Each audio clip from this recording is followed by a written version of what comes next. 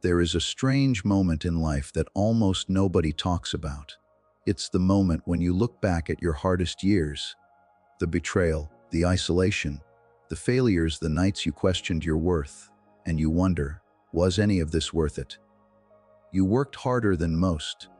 You endured more than most. You sacrificed more than most.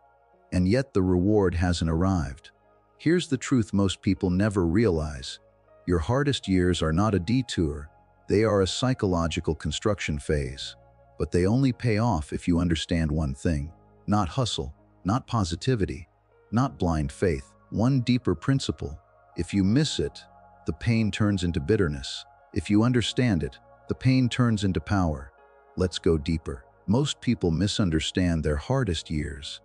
They look at the collapse, the silence, the rejection, and they assume it is proof of inadequacy. I'm behind. Life is unfair. These thoughts feel logical when doors close and people disappear, when plans unravel, when effort doesn't translate into visible reward. It feels personal. It feels like punishment. But what if it was never punishment? Throughout history, growth has always required a descent.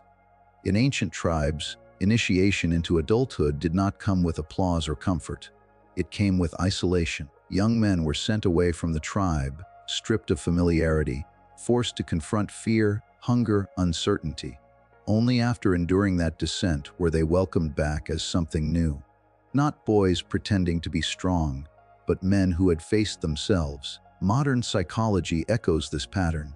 Studies on identity transformation show that profound change often follows crisis, not comfort. Research on post-traumatic growth reveals that many individuals, after enduring loss, failure, or hardship, report deeper clarity, stronger personal values, and a greater sense of purpose than before the pain.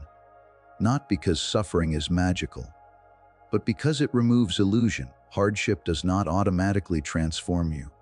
It reveals you, and that revelation can feel brutal. When everything collapses, the masks fall away. The mask of competence you wore for approval, the mask of confidence built on external validation, the mask of strength that depended on circumstances staying stable. When the applause stops and the safety net disappears, you are left alone with something raw. You see your fears, the ones you distracted yourself from. You see your insecurities, the ones hidden beneath productivity.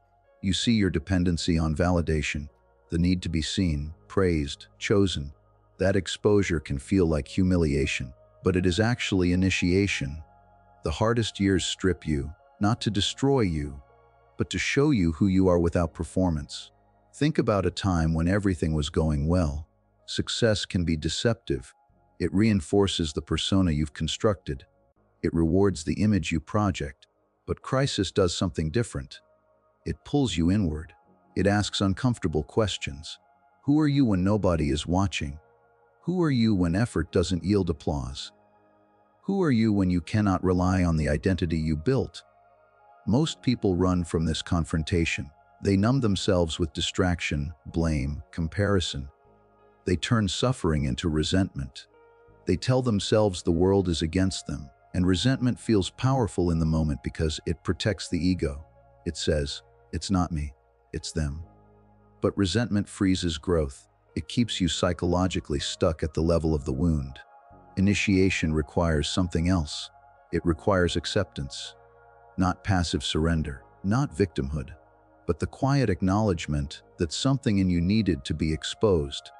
Something needed to break, because the old structure was too fragile to hold the future you desire.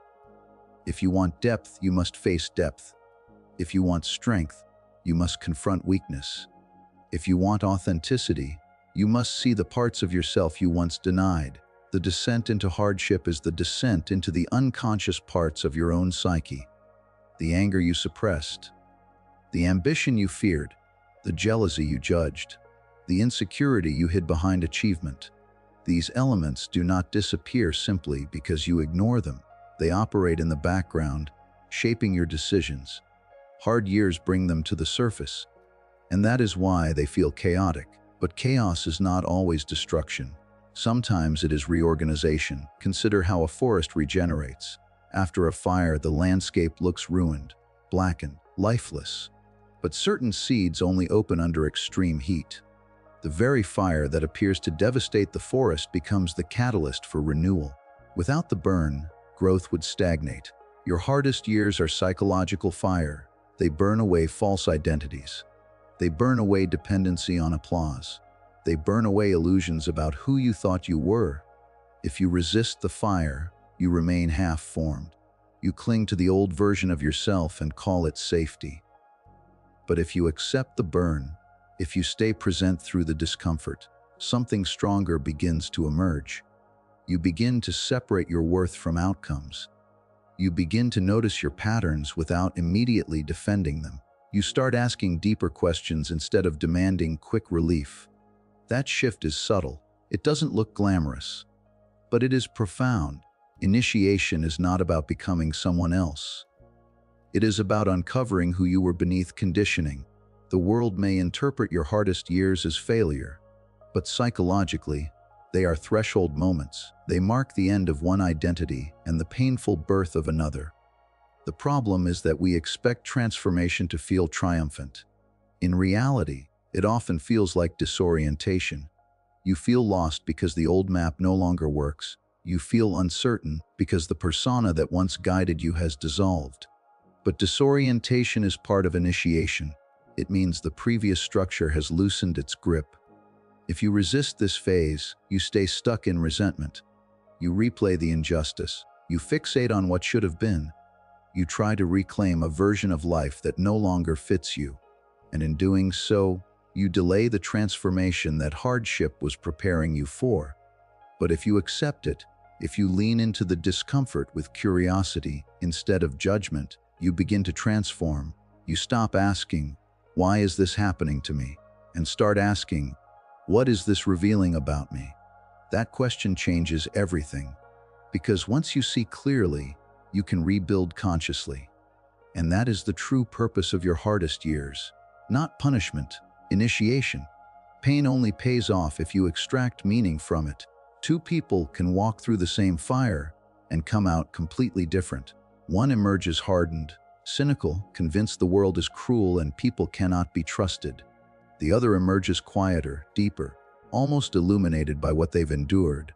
One becomes bitter, the other becomes wise. The external event may be identical, the breakup, the bankruptcy, the betrayal, the public failure, but the internal interpretation changes everything. What's the difference? Meaning. Without meaning, suffering feels like chaos. It feels random, unfair, pointless. And when pain feels pointless, it corrodes the soul. It turns into resentment. It turns into a quiet anger that leaks into every future relationship and opportunity.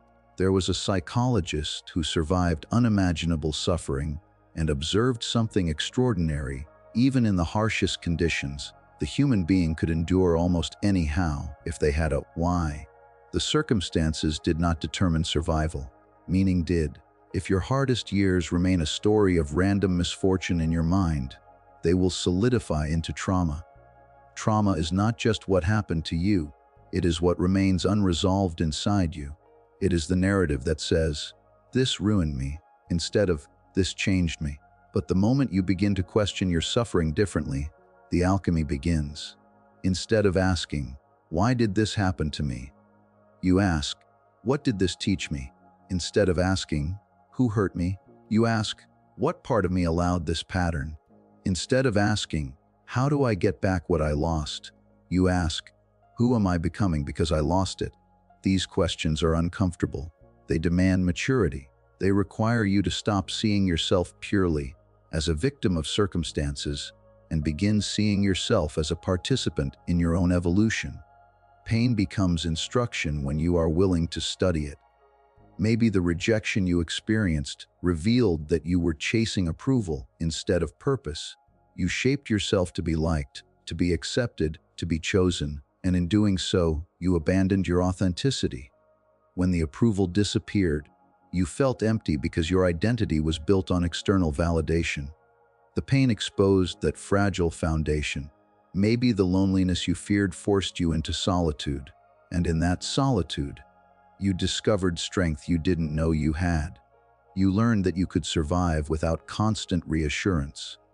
You learned that silence is not death. You learned that your own company is not as terrifying as you imagined. Maybe the betrayal that shattered you revealed that your circle was built on convenience, not loyalty. It hurt, it humiliated you, but it also refined your standards. It sharpened your discernment. It taught you to value depth over proximity. When you extract meaning, you are not denying the pain. You are transforming it. This is the difference between suffering that destroys and suffering that develops. If you refuse to look for meaning, pain becomes a wound you carry forward into every future chapter. You become guarded in love because of one heartbreak. You become risk-averse in business because of one failure. You shrink your ambition because of one humiliation. But when you search for meaning, something profound happens. You integrate the experience instead of suppressing it. You stop reliving it emotionally and start understanding it intellectually and spiritually. The question shifts from, why me, to what is this shaping me into? That question alone reclaims your power, why me, positions you beneath the event, as if life is attacking you. What is this shaping me into? Positions you inside the process, as if life is forging you. And forging requires heat. When steel is placed in fire, it does not ask why the temperature is rising. The fire is not punishment, it is refinement. But if the steel could think and interpret the heat as cruelty, it would resist the very process that makes it stronger. You are no different. Your hardest years were not random storms meant to drown you. They were invitations to mature your perspective. They were confrontations with your blind spots. They were mirrors showing you where you were naive, where you were dependent, where you were unprepared. Meaning is not found automatically. It is chosen. It is carved out of chaos through reflection. It requires you to sit with discomfort instead of numbing it, to journal instead of distract, to question instead of blame. And when you do, you begin to notice something extraordinary. The same events that once broke you now guide you. The rejection sharpens your standards. The failure sharpens your strategy. The loneliness sharpens your independence. The pain that once felt like an ending becomes a turning point. That is when the payoff begins. Not when the external world applauds you. Not when success arrives. But when you realize that nothing you endured was meaningless. The moment you extract meaning from your suffering, you transform from a passive victim of circumstance into an active participant in your becoming. And that shift, subtle but profound, changes everything that follows. Here is the uncomfortable truth most people avoid confronting. The version of you from 5 years ago could not hold the life you say you want today. You imagine that if circumstances had simply aligned earlier, if the opportunity had come sooner, if the relationship had worked out, if the promotion had been offered, you would have been ready. But readiness is not determined by desire. It is determined by capacity, and capacity is built through pressure. You wanted success, but you still feared rejection. You craved recognition, yet the thought of criticism unsettled you. How could you carry greater visibility when a single negative opinion could destabilize your mood for days? You wanted influence, but you avoided confrontation. You wanted to lead, but you feared disappointing people. You struggled to say no. You compromised your values to maintain harmony. Influence without inner firmness collapses under tension. You wanted abundance, but you carried scarcity thinking. You said you believed in expansion, yet deep down you feared loss. You clung tightly. You made decisions from anxiety rather than clarity.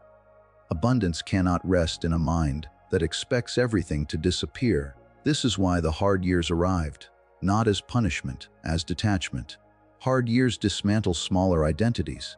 They strip away the illusions you built about yourself. They confront the fragile structures you mistook for strength. And it feels brutal, because identity feels like survival. When who you think you are begins to crumble, it feels like death. But something profound is happening beneath the surface. Think about athletes who suffer career-threatening injuries. In interviews, many describe the injury as the most painful chapter of their lives, not just physically, but psychologically. They were forced to sit still, forced to watch others compete, forced to confront the terrifying possibility that their natural talent might not be enough. During recovery, they often realized something uncomfortable. They had built their entire identity around being gifted. When that gift was threatened, they felt empty, so they had to rebuild. Not just muscle mindset. They had to detach from the identity of effortless ability and become disciplined, strategic, resilient. They became students of their craft instead of relying solely on instinct. The injury broke the smaller identity, and in doing so, it created space for a stronger one. Your difficult years were doing the same. When the relationship ended, it wasn't just the person you lost, it was the identity of who you were with them. When the career path collapsed, it wasn't just income, it was the image of yourself you had attached to that title. When your plans failed, it wasn't just inconvenience, it was the ego that had to confront its limitations. Hardship breaks the version of you that was too small for your future. But here is the crucial thing most people misunderstand. If you try to go back to who you were before the struggle, the suffering becomes wasted. Many people do this. They survive the fire, only to rebuild the same fragile structure that burned down. They return to old habits, old environments, old mental patterns because they are familiar. Familiar feels safe. Evolution feels uncertain, but returning is regression. You are not meant to reconstruct the old identity. You are meant to outgrow it. The struggle detached you from illusions you were clinging to. Illusions of control, illusions of permanence, illusions about who you thought you had to be worthy. Maybe you believed you had to be agreeable to be loved. Hardship showed you that self-betrayal breeds resentment. Maybe you believed you had to overwork to be valuable. Hardship showed you that exhaustion is not proof of worth. Maybe you believed you had to shrink your voice to avoid conflict. Hardship showed you that silence creates invisible prisons. Each loss was a detachment. Each disappointment loosened your grip on a smaller self, and detachment feels painful because we mistake identity for essence. But identity is just a layer, a psychological construction shaped by experience, culture, fear, and desire.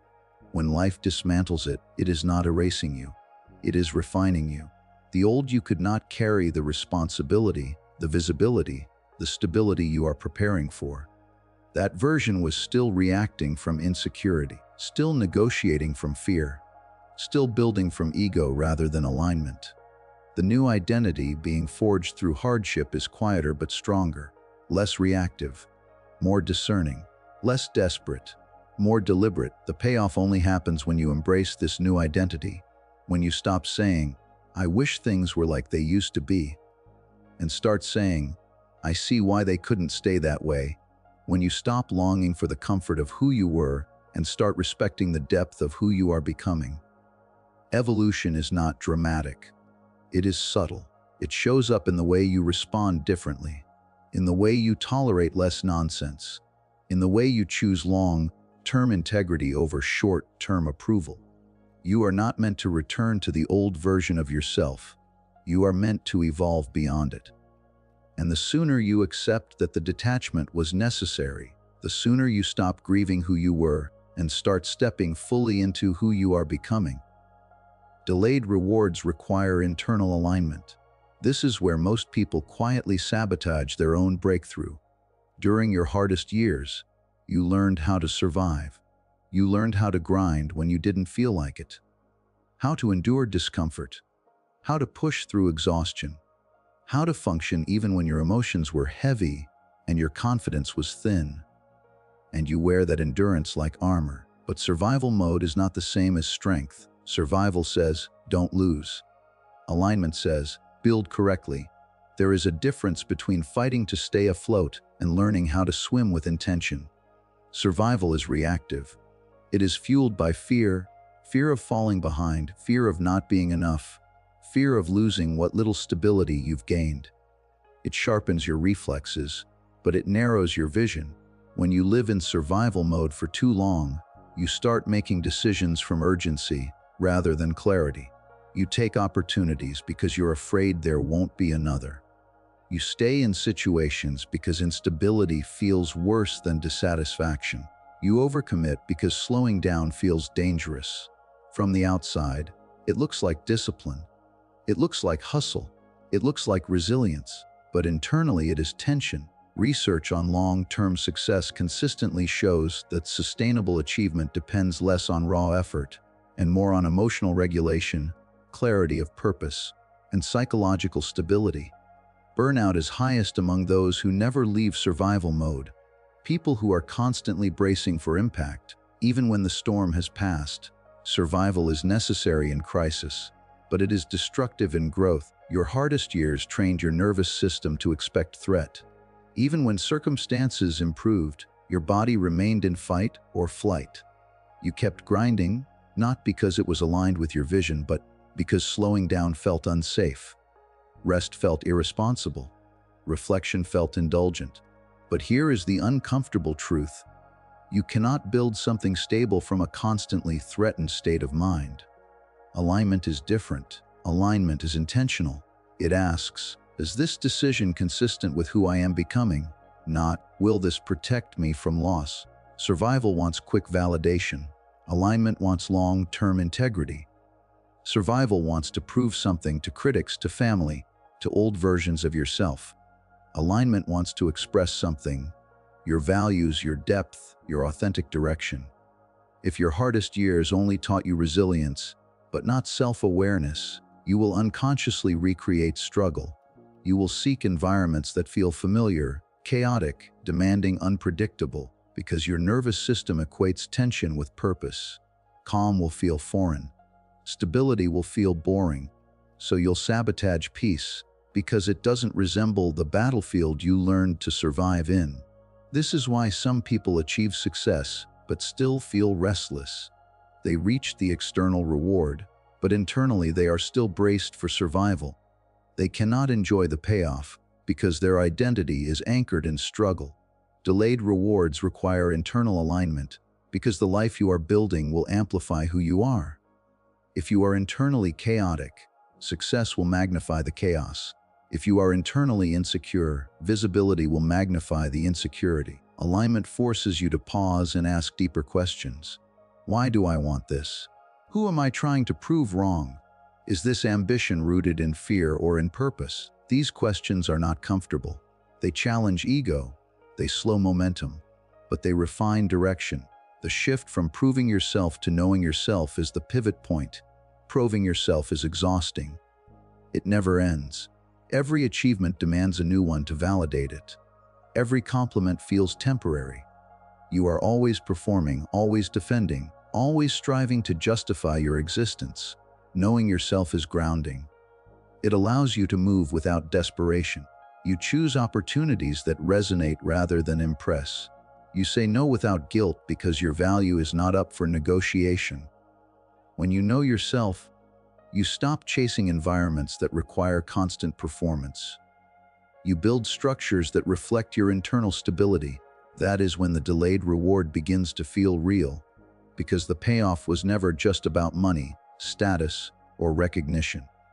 It was about becoming someone capable of holding those things without losing yourself. Alignment transforms ambition into expression rather than compensation. You no longer work to escape your past. You work to embody your future. You no longer grind to silence doubt. You build from clarity. The irony is this: when you leave survival mode, your performance often improves. Your creativity expands. Your decision-making sharpens. Because your energy is no longer consumed by fear of loss, it is invested in thoughtful construction. Delayed rewards are not withheld because you are unworthy. They are delayed because the internal structure must be strong enough to sustain them. If you remain in survival mode, you may reach the top, but you will carry the battlefield with you. If you choose alignment, you build something that does not require constant defense. The hardest years taught you how to endure. Now they are inviting you to understand yourself. And that shift, from proving to knowing, changes not just what you achieve, but how you experience it. Here's the final piece most people get backwards. You've been waiting for the payoff to look dramatic, obvious, tangible. You imagine it arriving as more money in your account, more recognition in your field, more validation from the very people who once doubted you.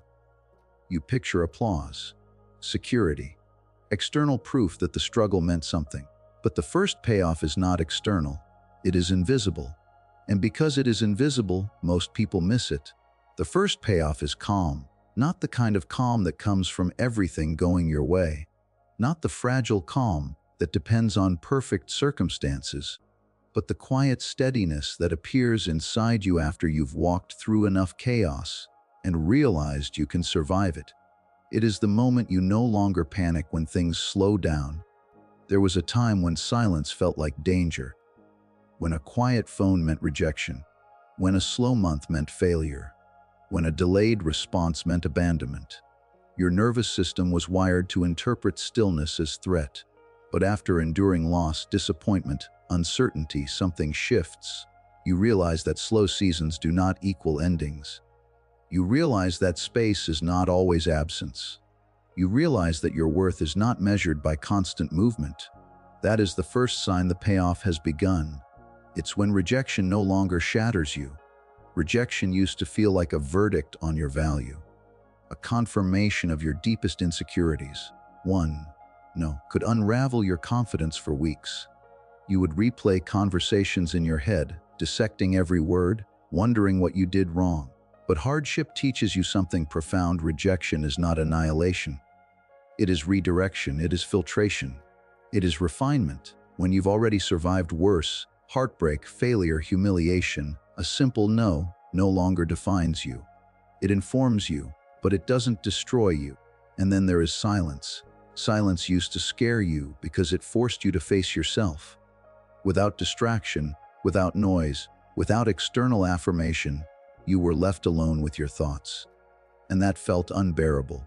But over time, solitude stopped feeling like punishment. It started feeling like clarity. You began to observe your patterns, your triggers, your fears. You stopped running from your inner world and started exploring it. And slowly, the chaos inside quieted. That internal stability changes how you move. When you are no longer desperate for validation, your decisions become cleaner. You stop over-explaining. You stop over-performing. You stop chasing rooms that don't value you. You walk differently. You speak differently. You choose differently. And once you move differently, life responds differently. Not magically, not instantly, but subtly and consistently. People sense groundedness. They trust those who are not easily shaken. They gravitate toward individuals who are not reacting to every wave of circumstance. Stability is magnetic.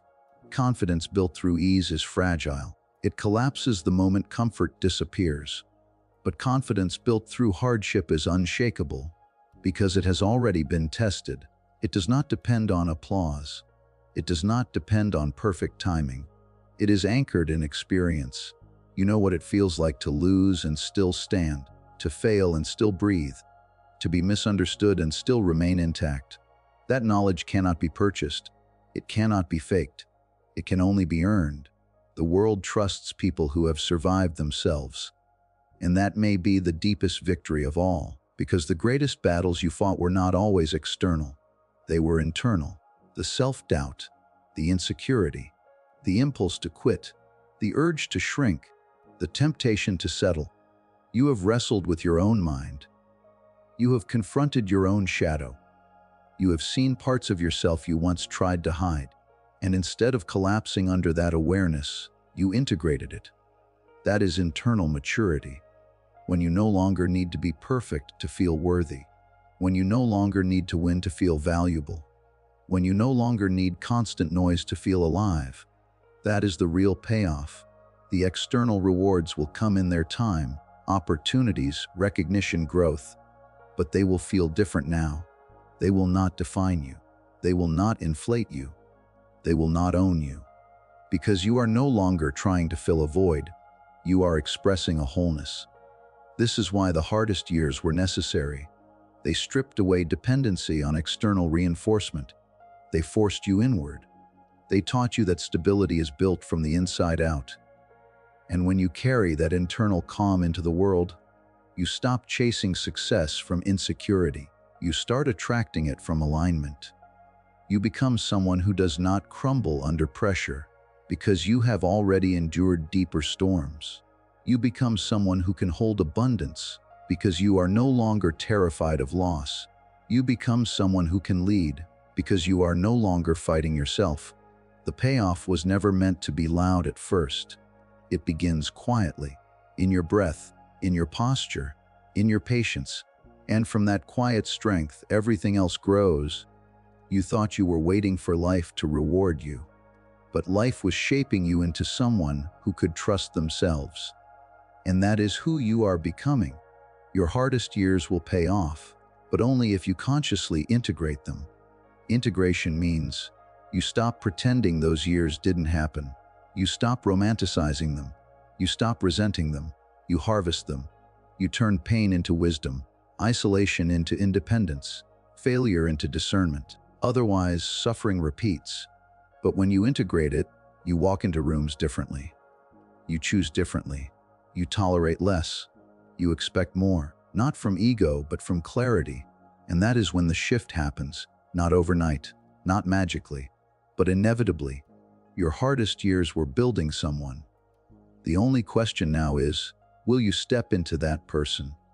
Because the payoff isn't coming to the old you, it's coming to the one forged in the fire. And if you understand that, nothing you endured was wasted.